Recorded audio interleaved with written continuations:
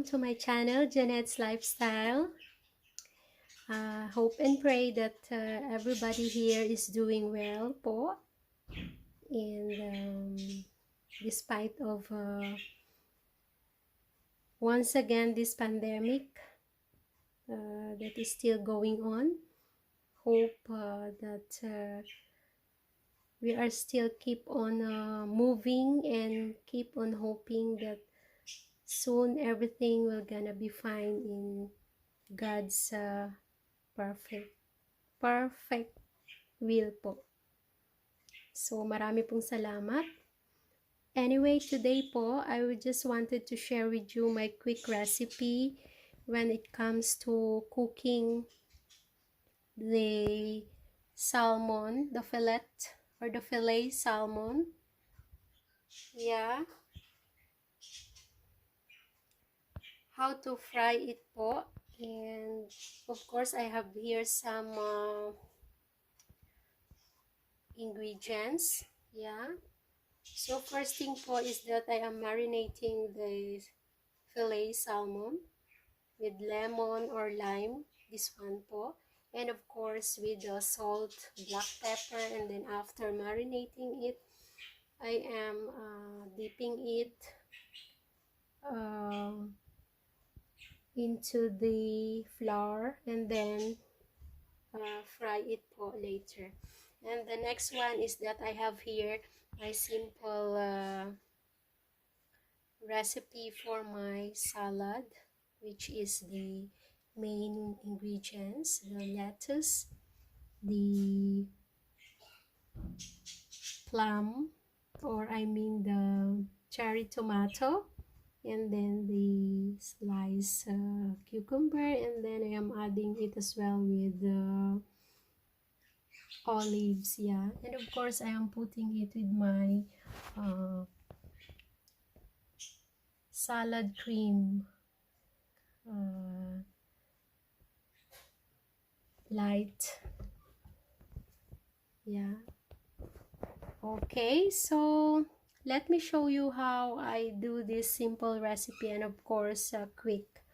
So sometimes this recipe is that the partner of this is, or the combination is, sometimes I am doing it with French fries or sometimes rice as well. But this time I wanted to combine it with rice. Yeah, so this salad is really healthy and very easy to prepare, and this is a good combination for them of this filet salmon. Okay, yeah, so let me show you how, and so please stay tuned and see you in a bit po. Thank you for watching. Hello guys, once again welcome back to my channel, Jeanette's Lifestyle. So first thing po is that I will prepare my salad, which is this one po. The lettuce first. I am slicing it into a thin one. Ayan po.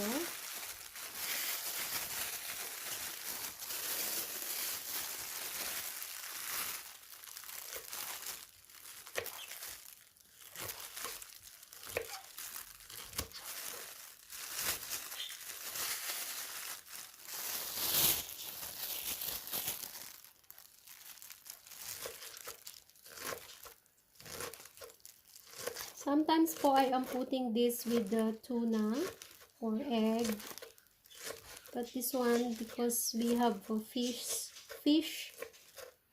fillet, which is the salmon, so I am just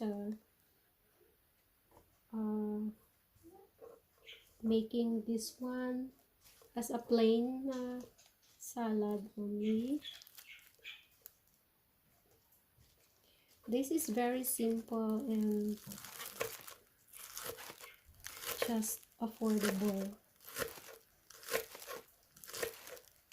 You can find it really quick in the shop.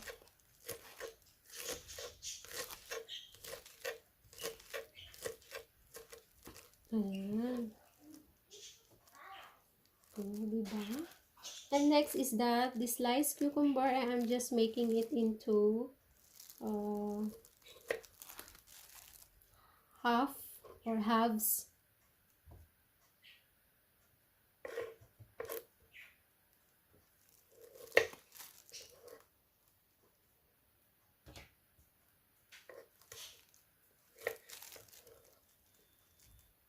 Ayan po. And this one, the cherry tomatoes, I am slicing it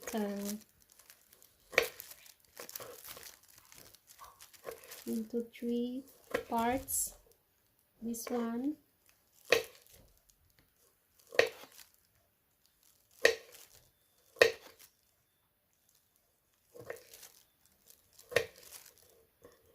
Ayan.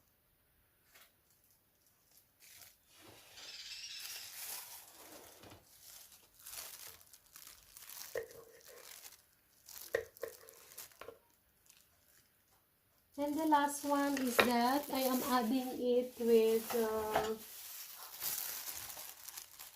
the olives one.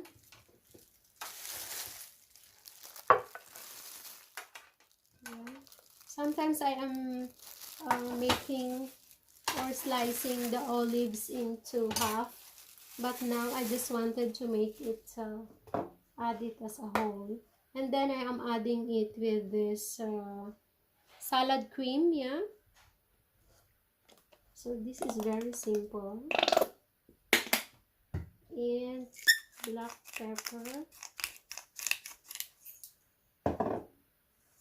and salt, and then adding it with a teaspoon of olive oil. Yeah, ayan po. So this is very simple, really. Ayan. And then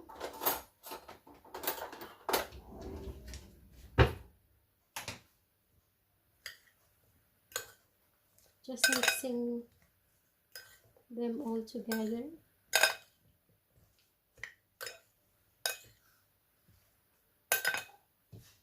I wanted to put it more po so that I can feel the cream. And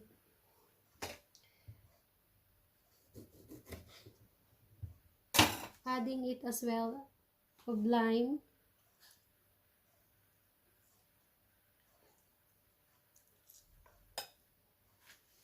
Ayan. And then just mix.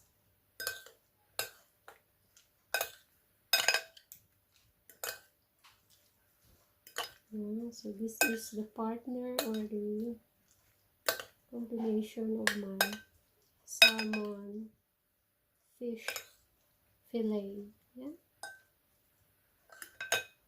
So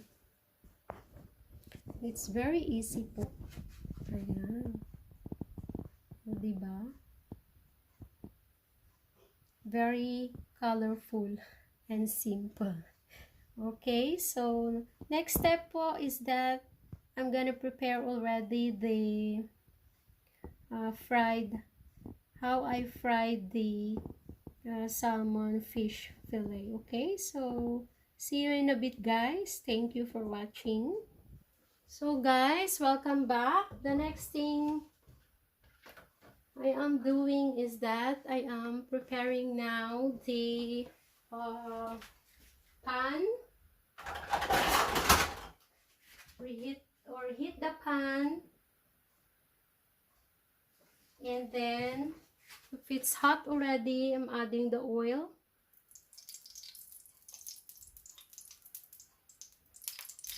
Okay.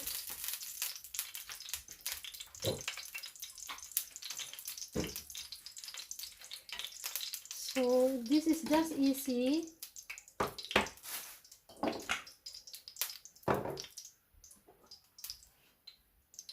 So first is that I am putting the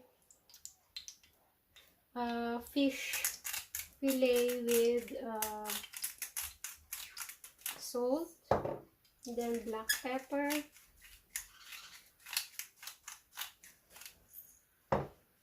and then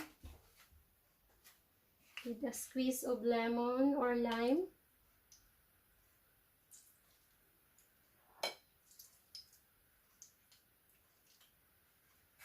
Yeah, something like that. Marinate it a bit, yes.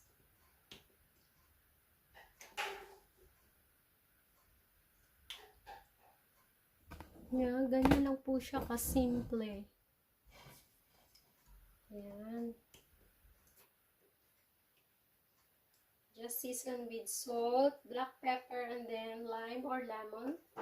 And then next is that I am dipping it into the flour. Okay?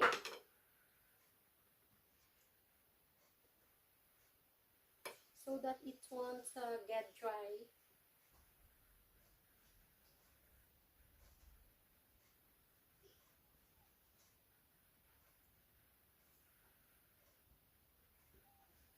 Yeah, just that po. Simple.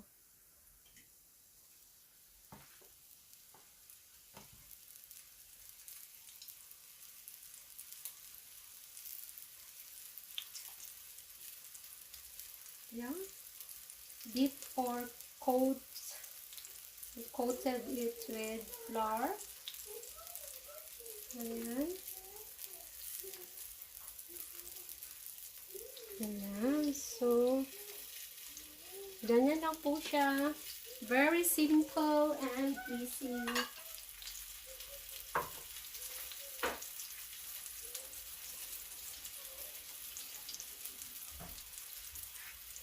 So, fry it until it's light brown, yeah? Or until the fish is well done.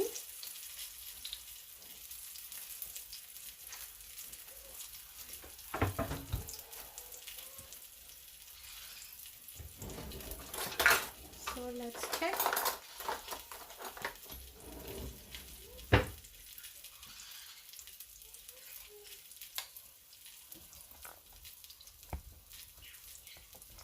Ayan, o diba?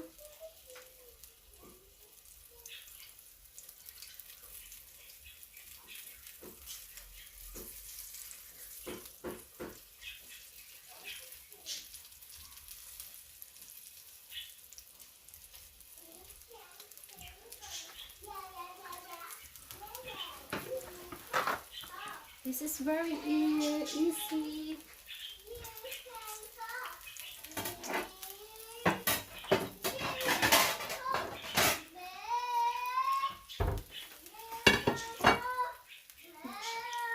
This is one of my favorite recipe when it comes to cooking of fish.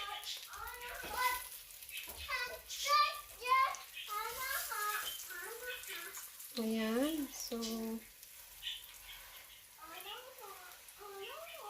it's getting okay na po. Let's turn it over. Ayan. So the same thing is that we'll fry it until it's well done also the other part. Okay, so see you in a bit, guys, and thank you for watching, and please stay tuned. So guys, welcome back, and let's check. Okay, ayan, it's getting better na po. Usually I am also doing it on the side part so that they will cook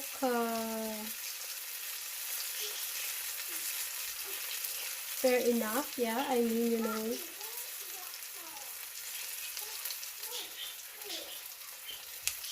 so that they will cook well done on the sides as well. Ayan. So it's just very easy po and quick.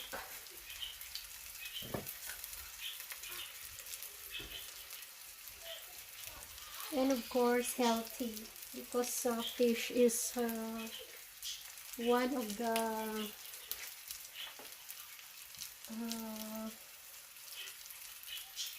food that we can take protein, yeah, rich in protein. Yeah, again on sides. This one is here.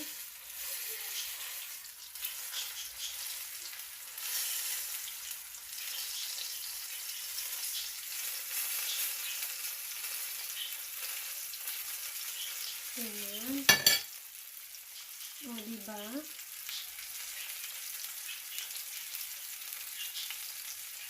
Ganito lang po siya kasimple at kabilis. Ayan. Others po, they directly fried it without dipping or coating it into a flour. But for me, I am used to coated it with flour so that it's not too much dry.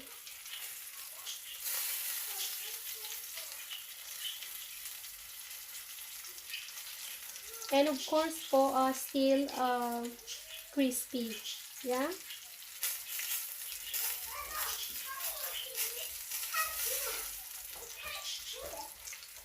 Ayan.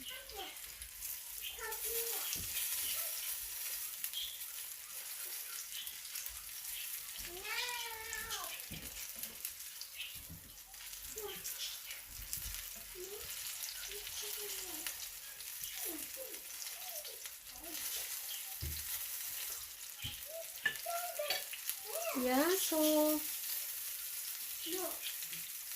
it's getting well done soon, guys, and see you in a bit for the last presentation of my finished fish fillet, I mean, and my salad. Okay, so thank you for watching, guys, and see you in a bit. So guys, welcome back. This is already my finished recipe for my fried salmon fillet. Yeah, my combination this time is rice, of course, and then my simple and easy to prepare salad lettuce, yeah, with tomato, olives, and cucumber. And of course, this is my fried fillet salmon. Yeah, so this is very crispy po. Yeah. Yeah. So, hope you guys enjoyed my simple and quick recipe for today. And thank you for watching once again.